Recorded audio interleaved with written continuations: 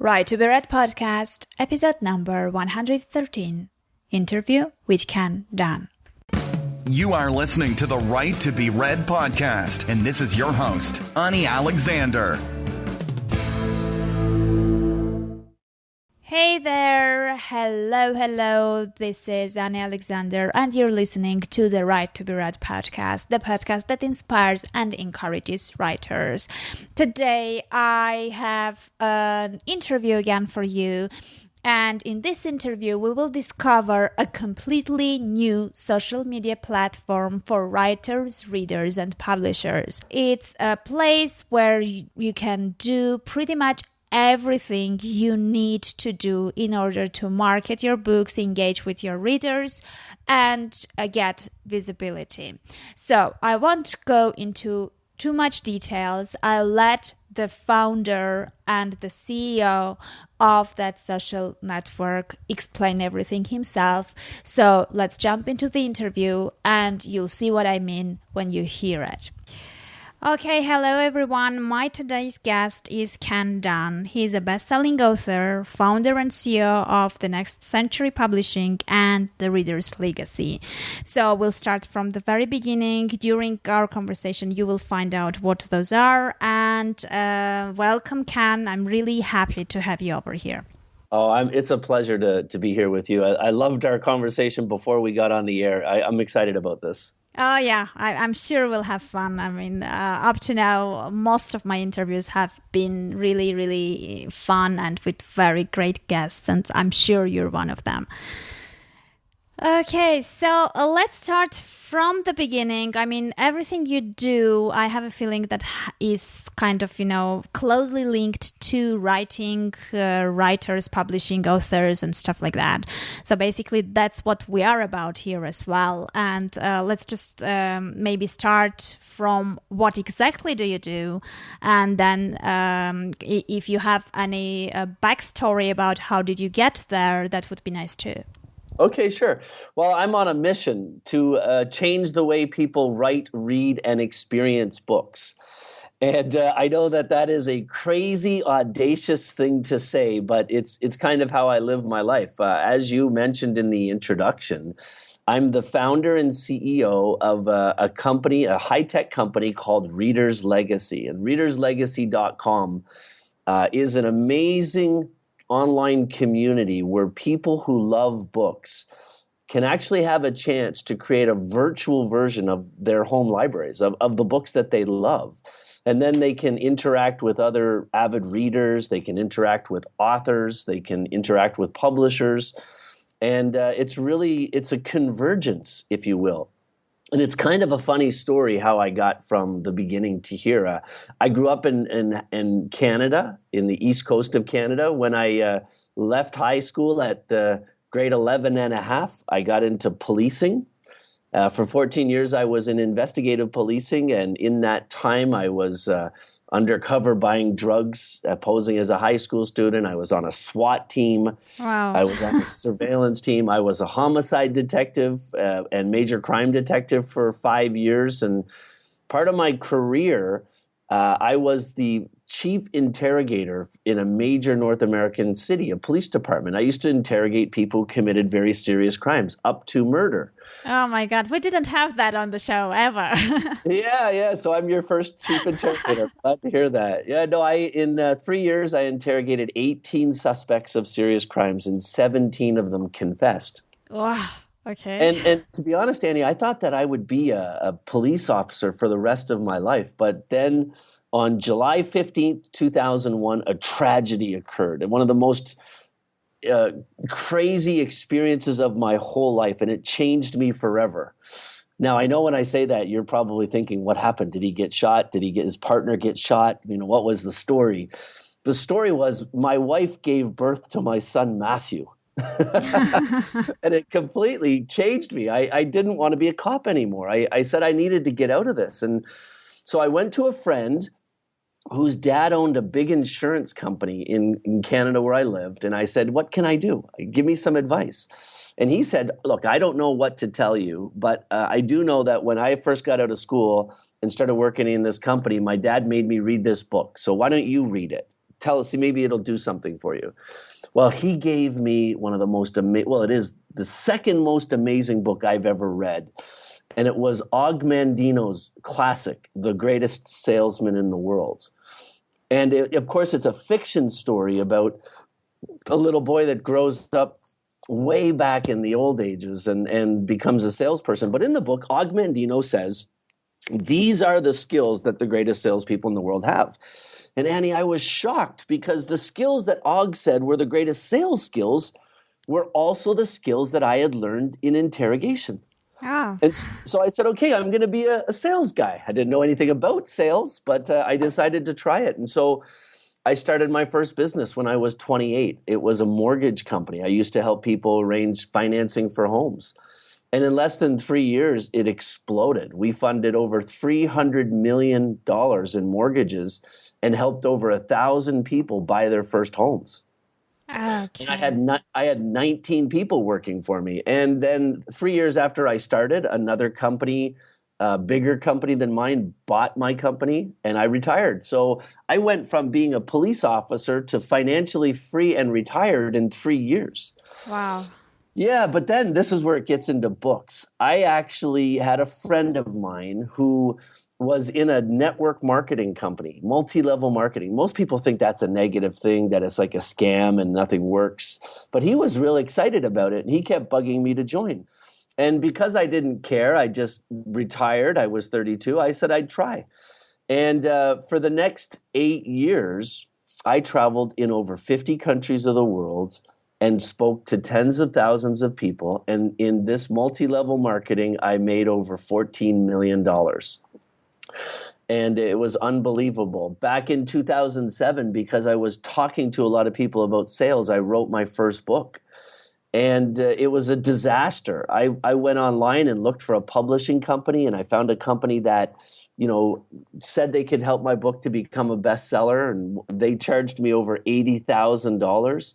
And when the book was launched, it had over 200 spelling errors in it. And it made me really angry. And so I decided that I was going to start my own publishing company back in 2007 and fix my book and relaunch it. Mm. And I did. And that book is called Being the Change. It was my first book. Since I launched it in 2007, it sold over 100,000 copies. Wow. All over the world. And then since then, I've written 3 more books. I've sold over 250,000 copies of them, and my publishing company has grown. Next Century Publishing is a hybrid publisher. So it's like self-publishing, where the author pays for all of the work. Our pricing is literally 30% cheaper than our closest competitor. So we're 30% cheaper than CreateSpace and Lulu and everybody. Oh. But the big difference in hybrid publishing, we actually get our books into bookstores. So we don't just, take the client and make their book average. Every one of our books, we make them exceptional. And we have well over 100 books that are in retail bookstores in the United States and Canada right now. We're opening offices in Australia to cover that market, and we're opening an office in England to cover Europe. And so we are really expanding fast and helping a lot of people.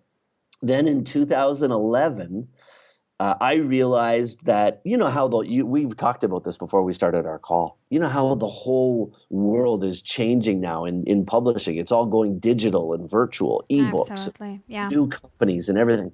Well, as I was watching all this happen, I realized that there was no company. There was one thing that all of the companies that were emerging were forgetting, and nobody was really addressing. Because there was one thing that was being lost with all of the ebooks. And you just told me about in Armenia, there's no ebooks. It's all still physical books. So this really applies to you guys. The thing that's being lost is that intimate connection that a real avid reader has with their personal book collection.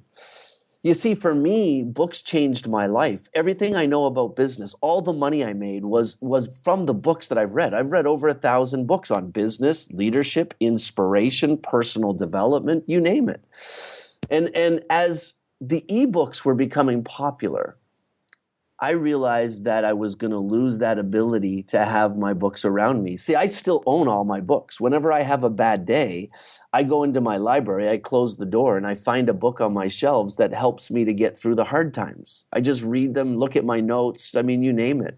Amazing. Yeah. Well, I'm just listening to you, and I'm wondering. I just recalled the statement that James Altucher made on his interview with me, and we were talking about today's society, which, as James put it, in terms is about failure porn, and is saying that, you know, the failure is a good thing, that the road to success is through failure and stuff like that. But here I'm seeing like a really smooth road of, you know, just success after success after success with no failure at all. Didn't you have any failures? Oh, well, I did, but I don't like to talk about those. Ah, okay. No, look, I've been blessed today. I get to travel around the world and talk to people about leadership and business, and I'm quick to point out that you need the failures in your life. Those are the learning lessons that help you to go on to bigger things. And the real success is defined in a leader by their ability to learn from the failure and move on. Uh-huh. And so, yeah, I've got lots of those failures too. Okay, I see. Because it sounded like a fairy tale, and, you know, it was too smooth to be true. Yeah, no. There's lots of hard times. Look, the road to success is paved with hard experiences. It has to be. That's how you learn in business. Mm-hmm. Yeah. True. So your first book, which you kind of, you know, which made you become a publishing company later on, let's say, what was it about? It was a nonfiction? Yeah, it was basically my story. It was a little bit about how I went from being a homicide detective to a sales guy. It's a sales book. Okay, I see. Make no mistake about it. But then I studied 7 of the world's greatest leaders for about 5 years. Bill Gates, Warren Buffett, Steve Jobs, Mahatma Gandhi, Mother Teresa, Pierre Trudeau, and John F. Kennedy. And from these 7, I found a list of 10 characteristics that were common in their personalities. Mm-hmm. And I applied those to my life, and that's how I live my life today. And I wrote the book about those 10 characteristics. Okay, because, I mean, taking into account your past, career, I was thinking that you might end up writing crime thrillers or stuff like that. I definitely will in the future. I've been working on one for about 8 years. Oh, yeah. Okay, good. Okay, so let's move on. And, I mean, it seems like you've got everything sorted out and you're in a pretty cozy place right now. So why did you kind of, keep working with authors, and, how did you have this idea of creating Reader's Legacy and what it is exactly? Yeah, so I can't stop working with books. I love books. For me, this isn't a business. It's an obsession. Now, I still have to run it like a business. Reader's Legacy, which owns Next Century Publishing. So it's the same company. Reader's Legacy has 37 employees. We have a main office in Las Vegas with 15. We have an IT center in Panama City, Panama with 14. And then up in Canada, we have 6 employees, and now we're opening offices in Australia and England. So I have a responsibility to those people, but that's not what drives me. What drives me is seeing that with the virtualization of books, right now in America, there are more ebooks purchased every year than physical books. Mm-hmm. Now, it's not much more. It's about 51%, 52%. But what that means is there are 50% of the books that are being purchased that are never going to be in somebody's library. Yeah. That means that millions and millions of kids are going to find the personal books of their grandparents in 100 years from now, but half of the books aren't going to be there. People are going to lose track of their ancestry. It's a travesty. And so I realized that what I could do, look, social media is part of our world today. And e-commerce is part of our world today. Mm-hmm. It's not just that people have accepted to be online in social media environments or have accepted to buy online. It's how our world works. And so I thought, you know what, the world is ready for an environment where somebody who really loves books could create a virtual version of their home library and be around other people. So I said, okay, I'm going to do it. We put together a team out of Panama. We have 14 programmers working down there, amazing people. And we spent the last 2 years building readerslegacy.com. Readerslegacy.com has been described as the world's largest book club, but it's so much more than that. It's a magical place where anybody who loves books can open a free account, and it looks like a Facebook page or a LinkedIn page. But on that page, you have empty library shelves, and you click the Add a Book button, or you grab your smartphone, download the app, and you start scanning the barcodes of the books in your library, or you add them, and the books all appear in your library. So if you go to my Reader's Legacy page right now, you'll see I have about 500 of my books that are there that I've read. Okay. Now, here's the cool thing. It's not the book. It's an advertorial page. So every book in the world has a page already. And on the page is a picture of the author. It's a picture of the cover. If the author has fixed it, then there's a video of the book, and there's a wall where everybody who loves the book can make comments. So every book has a page. Every person in the world can build a page. Every author has a page, and every publisher has a page. Later, we're going to add pages for media people like you and for editors and all kinds of amazing people. But here's the cool part. When we built this, we said, there's already so many social media websites, so we have to be really different. Then we went out and we researched how Amazon sells all those books. And we realized that Amazon actually has relationships with distributors in the world. And it's the distributors that have the warehouses and the books. And so we went out and we negotiated deals with the exact same distributors. And so now we have 15 million books that are for sale in here. And so then I had to start studying, okay, how do I get people to use this?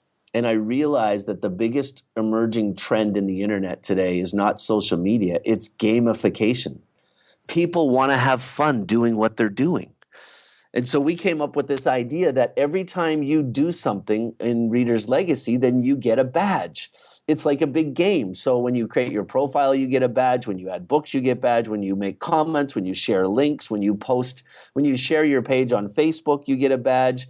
And every time you get a badge, you get Litcoins. Litcoins are our currency. It's a virtual currency that we created. And so for engaging socially, for doing what you're doing on every other website, like I saw you on Facebook this morning making some posts. I saw that you made a post about having a nice conversation with a friend last night, drinking a Stella, which you and I are now friends because Stella is also my favorite beer. Oh, great. So you're already doing social media. All you do now is if you do social media on Reader's Legacy, then you can earn Litcoins. And listen to this. You can use the Litcoins to buy real books. Wow. So you basically give credit to people to be engaged in your ecosystem, like books ecosystem, and you make it available for them to get actual books with those coins, right? Absolutely. Wow, that sounds amazing. Yeah. Yeah, we launched it only 2 weeks ago. And so we're still doing a ton of work on it. But we've already had more than 2,000 people set up accounts, and they've added over 10,000 books to their libraries already. Oh, my God. Oh, great. I mean, basically, when I'm looking at this, people are spending tons of time on Goodreads and Facebook, and they are already doing what they are doing in there. But now they can kind of, do the same things, have fun, and connect with like-minded people, but at the same time get books in return too. Absolutely. That's exactly what it's about. I thought I know all the news that's going on in this sphere, but apparently far away, sitting here in Armenia, I've missed this big news. Well, this is only 2 weeks old though, so don't be hard on yourself. It's brand new. Okay. Okay, so let's kind of we already briefly understood what is this there for the reader. Let's try to look at this from the writer's point of view. Oh, I love to talk about this. This is my real goal. So the biggest problem, I'm considered somewhat of an authority on books and on writers and authors, and I get asked on media interviews all the time about it. And I say the same thing over and over again. There's two challenges that writers face today. First of all, writers are not marketers. Yeah. They're just terrible at it. They don't know how to sell their own stuff. They're not salespeople. Then the other challenge is, unfortunately, most writers aren't even good writers. Oh, yeah. And they write terrible books. Now, it's not their fault. I'm a terrible writer. I have a book that's coming out on October 7th called The Greatest Prospector in the World. It's a sales book that I spent 5 years writing. And I've had over 7 New York Times best-selling authors that have already given me blurbs that are going to be on the book. Wow. Publishers Weekly has even made a great comment that's going to be on the book. Now, how did that happen if I say I'm a terrible writer? I used editors. I used people that are better than me to help me create a good book. Now, on the marketing side, even if they're lucky enough to create a good book, they don't know how to get themselves noticed and to build a community. Kevin Breyerman, who's the publisher at Publishers Weekly, he was at an event that I hosted 2 weeks ago, and he actually said that the secret to any author's future is building a community. Oh yeah. He said straight up, writing a great book, that's a given, but you've got to be able to build a following. And so I said, if I'm going to build Reader's Legacy, I want it to be a very special place for authors. And so we created on your author page, if an author wants to, for only $9.95, they can join a marketing program called the Author's Buzz. Mm-hmm. And in the Author's Buzz program, just by clicking a button, they can change their author's website, their author's page, into a full website. Wow. Where they can load videos and pictures, and they can do blogging. And when they join Author's Buzz, we're going to give them complete access to their following. So if you're an author and you end up with 20 or 30,000 people following you on your Reader's Legacy page, well, then we're going to let you email the whole list and sell them things and download it onto a spreadsheet and move it into your own platform. Because, oh my God. because those people want to follow you.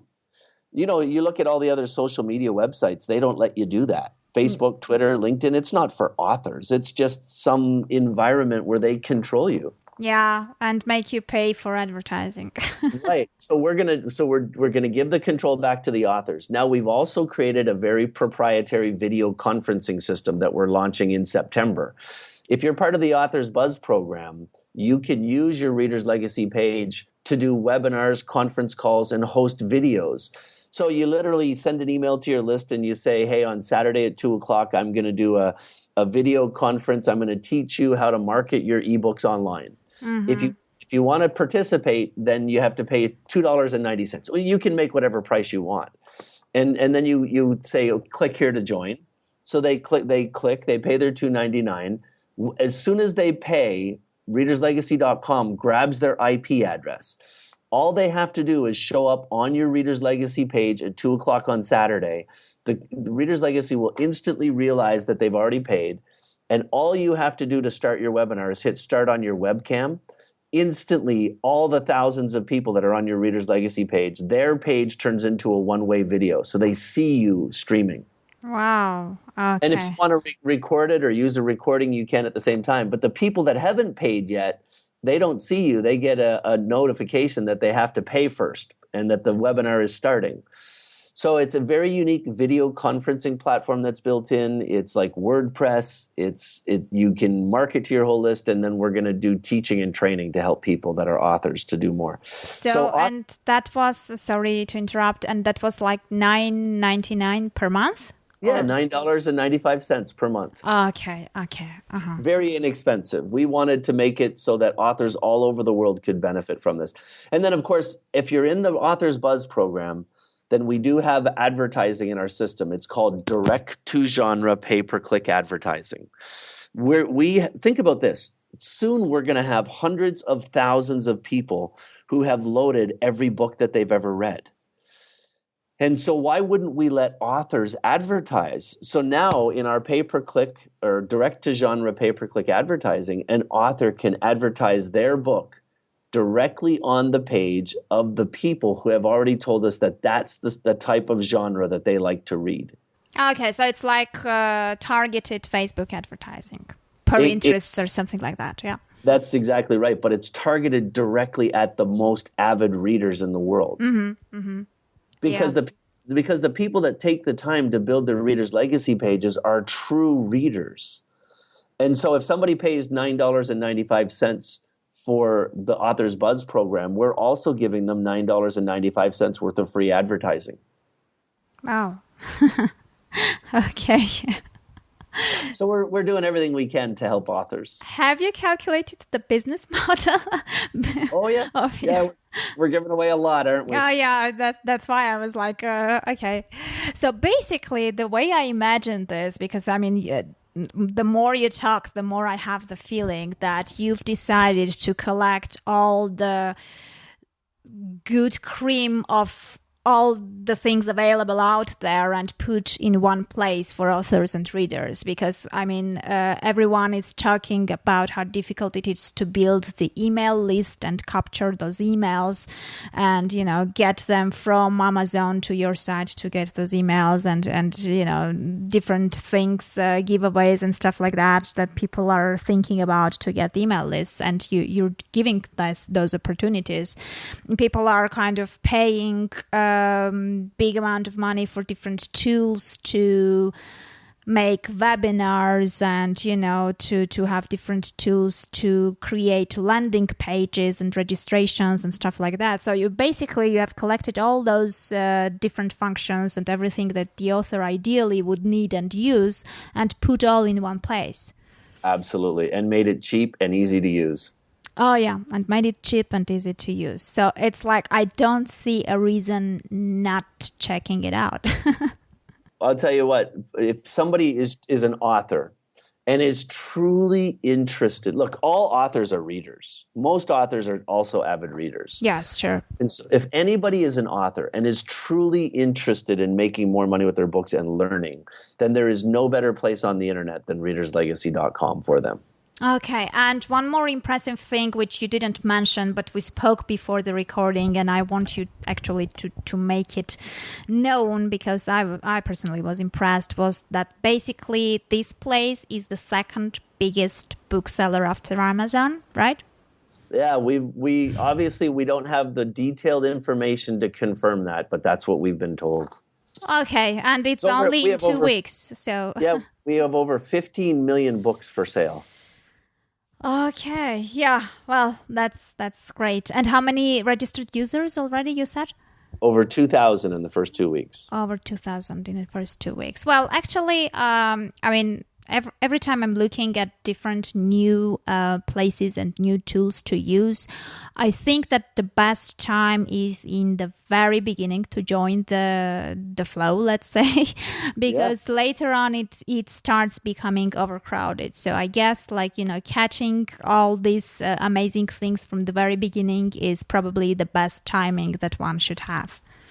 Well, if you take a look at anybody who is making a lot of money on the big platforms, the folks that are making the most money on Amazon, Twitter, LinkedIn, they were the people that found it at the beginning and engaged and built big followings. Oh, yeah. And so there are going to be people that end up making millions of dollars as authors because of Reader's Legacy, but it's most likely going to be the people that get in now at the beginning.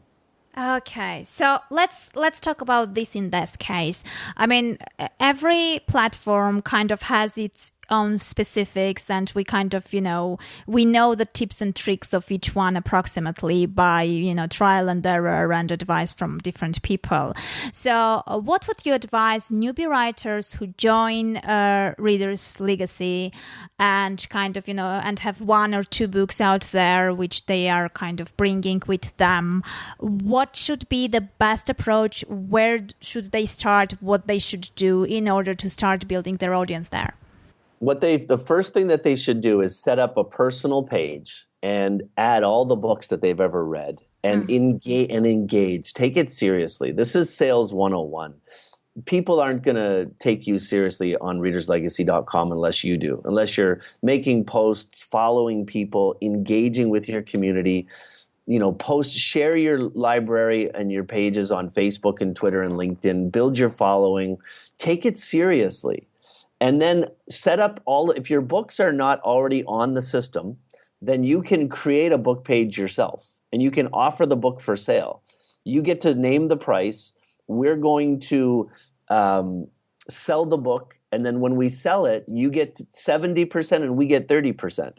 And we're going to send you a notification to mail the book to your follower. You get all the shipping money too.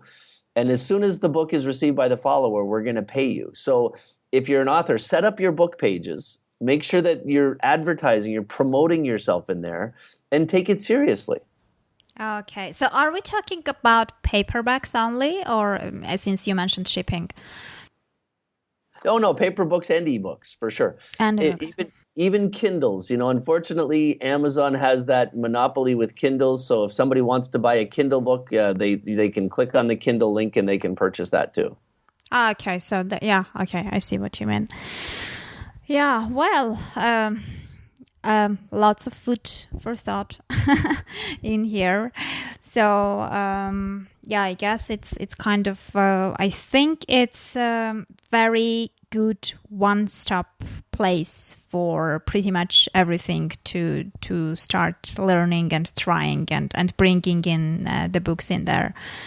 So can you tell us if, since you already have 2,000 users and apparently part of them are authors in there, do you already see some tendency, like, any authors who are doing really great already in there, what's going on, any success stories you want to share with us? Yeah, so we've seen dozens of authors that are really building good followings and are starting to even sell their books. And it's happening because the authors are engaging. Mm-hmm. Okay, I see. So how much, engagement can be of very different levels and apparently it's time consuming and you have to invest time and also your attention and relationships and connections into that. So approximately, what do you think? How much time can be sufficient enough to dedicate to this platform? Oh, I think if somebody spent 10 or 15 minutes a day, that's all they'd need to do. Oh, okay. So it's kind of, there is no excuse that, one is too busy and doesn't have, I never really buy that excuse anyway. But so in this case, this excuse won't be valid at all. Yeah, no, look, that excuse is the same one that broke people use for everything. If this goes back to my general business experience, if you want to be successful, you have to invest time. There's no such thing as not having time. Ah, yeah. You invest either time or money or both. That's exactly right. Yeah. Okay, well, I guess before we part, maybe like going back to more general terms. You've been there, you've written your very first book. You had, similar experiences like many of the writers these days are having with traditional publishers. And you sort of made it all yourself later on. So, I guess my question is, what would you advise a very newbie writer who is just starting out, who is in the very first stages of his exciting journey of becoming authors? What would be your biggest advice? One of my biggest pieces of advice would be to go to learnhowtowriteabookintwohours.com. This is a website that I created. It's a blog. And I write about writing on that blog. And if you go there, I will give you a free copy of a book that I wrote 2 years ago called learnhowtowriteabookintwohours.com. Everything I know about writing is in there. It's not a little ebook. It's a real book. It's 130 pages long. It's 30,000 words. And everything I know about writing and publishing books is in that book. And if you get it, you will do better as an author. Okay, I see. Well, thank you very much for coming over. It was really very exciting and fresh interview. I really enjoyed talking to you. Thanks a lot. Oh, it's great talking to you too, Annie, and I look forward to seeing you in Reader's Legacy. I'll be there for sure. All right. Thank you so much. Well, I guess that was it. Go ahead and check out Reader's Legacy. I've already registered there and I like it so far. Besides that, the show notes of this episode are at www.anialexander.com/113. And also, as I mentioned in the previous episode, me and my business partner, Jyotsna Ramachandran, have set up a publishing services with a unique twist and with lots of advantages. So please check that out also. It's at www.publishmybook.today. Well, that's it. Have fun, have a productive week, keep on writing, and I'll meet you again